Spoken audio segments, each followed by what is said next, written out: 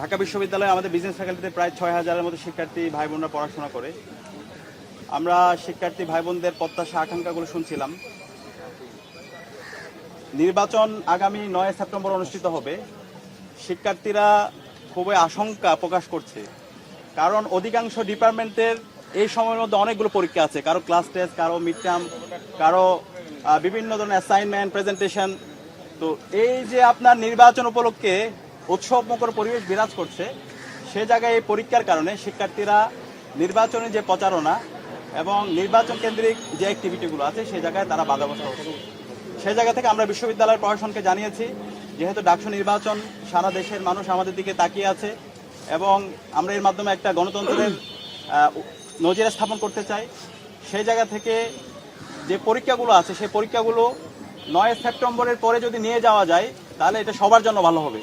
তো এই ইতিমধ্যে আমরা বিশ্ববিদ্যালয় প্রশাসনকে জানিয়েছি এবং এটা হচ্ছে শিক্ষার্থীদের অন্যতম একটা প্রত্যাশা, তাদের আকাঙ্ক্ষা।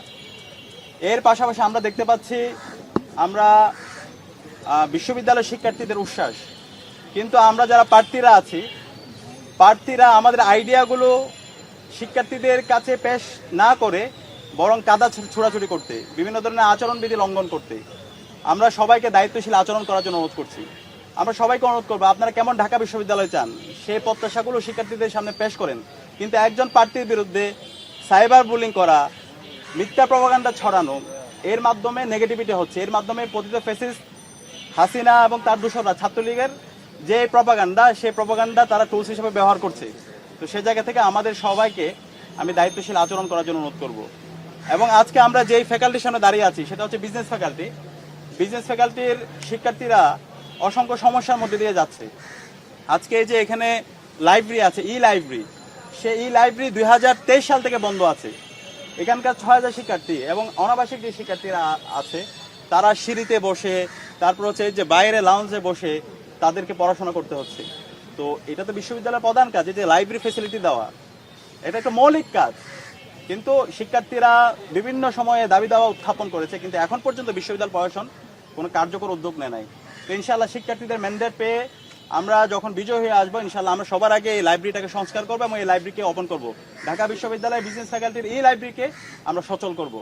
এবং এর পাশাপাশি এখানে যে ক্যান্টিন আছে, সেই ক্যান্টিনের যে খাবার এবং খাবারের যে দাম অনেক বেশি এবং শিক্ষার্থীদের সাথে এক ধরনের বাণিজ্য করা হয়।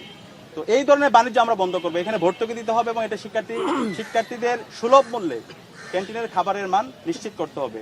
এবং পাশাপাশি আমরা বলছি আমাদের বিশ্ববিদ্যালয়ের শিক্ষকদের টিচার্স এভ্যালুয়েশন সেটা আমরা চালু করতে হবে। আমাদের বিশ্ববিদ্যালয়ের শিক্ষকরা তারা, আমরা বলে থাকি বিশ্ববিদ্যালয় আমরা যারা আছে আমরা হচ্ছে জুনিয়র স্কলার, আমাদের শিক্ষকরা হচ্ছে সিনিয়র স্কলার, কিন্তু শিক্ষকরা আমাদের সাথে যেই সুলভ আচরণ করে এবং ক্লাসের মধ্যে পাঠদানের যে কোয়ালিটি ইনশিওর করা সেটা আমরা দেখতে পাই না। আমাদের শিক্ষকরা একই সাথে আবার প্রাইভেট ইউনিভার্সিটিতেও ক্লাস নেয়।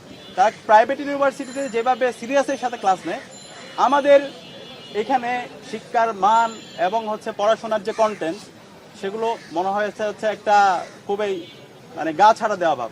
তো সে জায়গা থেকে আমাদের যে ইশতেহার সেই প্রস্তাবনা অবশ্যই থাকবে। এখানে অবশ্যই শিক্ষক মূল্যায়নের জন্য ছাত্ররা যেন মূল্যায়ন করতে পারে, টিচার্স এভ্যালুয়েশন সেই সিস্টেমটা আমরা চালু করব। তো আমরা শিক্ষার্থীদের আকাঙ্ক্ষা এবং জুলাইয়ের যে আকাঙ্ক্ষা, সে আকাঙ্ক্ষার আলোকে আমাদের ইশতেহার খুব দ্রুত সময়ের মধ্যে আপনাদের সামনে নিয়ে আসবো। এবং আমরা সবসময় বলছি আমরা এমন একটা ঢাকা বিশ্ববিদ্যালয় বিনির্মাণ করতে চাই যেখানে কোনো ধরনের জুলুমতন্ত্র থাকবে না, যেখানে কোনো ধরনের দাসত্ব থাকবে না এবং যেখানে শিক্ষার পরিবেশ থাকবে। এবং এই বিশ্ববিদ্যালয়টা হবে একটা গবেষণা ভিত্তিক বিশ্ববিদ্যালয়। যে রাজনীতি করতে চায় তারও অধিকার থাকবে, আর যে রাজনীতি করতে চায় না সেও তার রাজনীতি না করার সে অধিকারটা থাকবে, সবাই মত প্রকাশের স্বাধীনতা পাবে।